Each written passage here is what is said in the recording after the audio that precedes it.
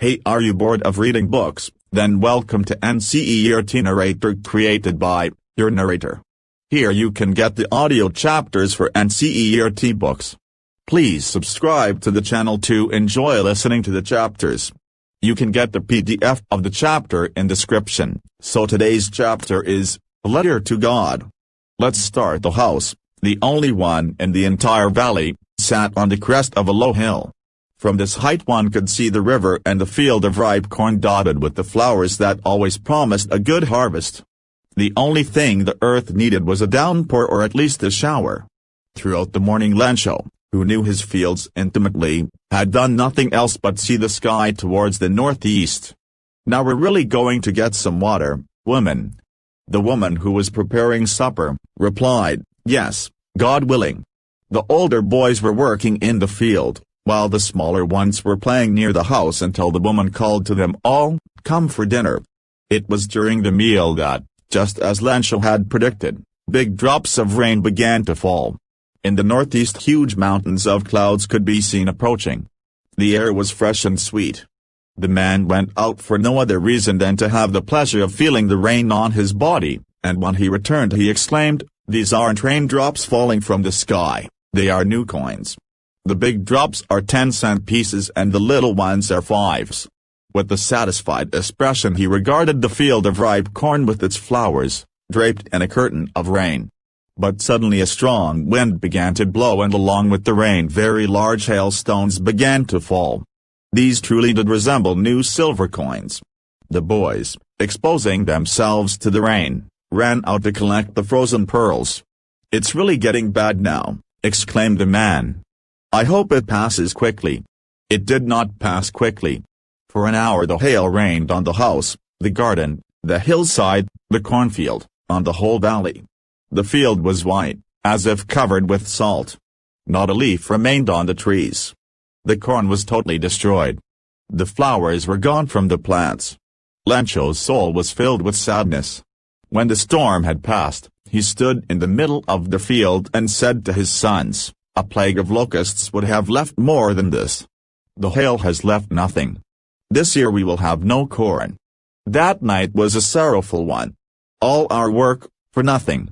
There is no one who can help us. We'll all go hungry this year. But in the hearts of all who lived in that solitary house in the middle of the valley, there was a single hope, help from God. Don't be so upset, even though this seems like a total loss. Remember, no one dies of hunger. That's what they say, no one dies of hunger. All through the night, Lencho thought only of his one hope, the help of God, whose eyes, as he had been instructed, see everything, even what is deep in one's conscience. Lencho was an ox of a man, working like an animal in the fields, but still he knew how to write. The following Sunday, at daybreak, he began to write a letter which he himself would carry to town and place in the mail. It was nothing less than a letter to God. "God," he wrote, "if you don't help me, my family and I will go hungry this year. I need 100 pesos in order to sow my field again and to live until the crop comes, because the hailstorm." He wrote to God on the envelope, put the letter inside and, still troubled, went to town.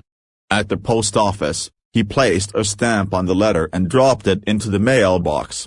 One of the employees, who was a postman and also helped at the post office, went to his boss laughing heartily and showed him the letter to God.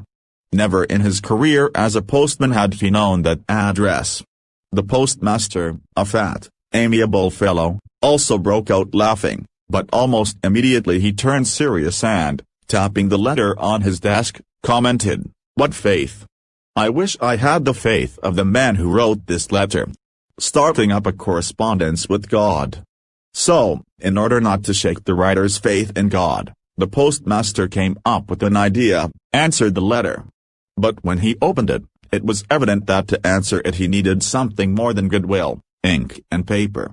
But he stuck to his resolution. He asked for money from his employees, he himself gave part of his salary, and several friends of his were obliged to give something for an act of charity. It was impossible for him to gather together the 100 pesos, so he was able to send the farmer only a little more than half.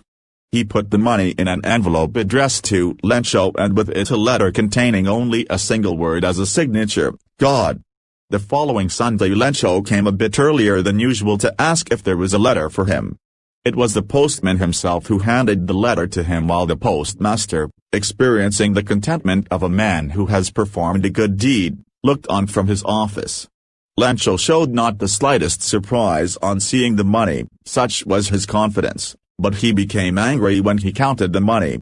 God could not have made a mistake, nor could he have denied Lencho what he had requested. Immediately, Lencho went up to the window to ask for paper and ink. On the public writing table, he started to write, with much wrinkling of his brow, caused by the effort he had to make to express his ideas. When he finished, he went to the window to buy a stamp which he licked and then affixed to the envelope with a blow of his fist. The moment the letter fell into the mailbox, the postmaster went to open it. It said, God, of the money that I asked for, only 70 pesos reached me.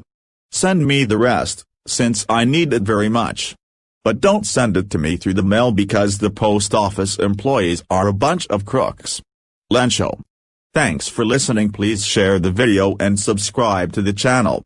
Also press the bell icon for getting notification of new audio chapters. Hey, are you bored of reading books? Then welcome to NCERT Narrator, created by your narrator. Here you can get the audio chapters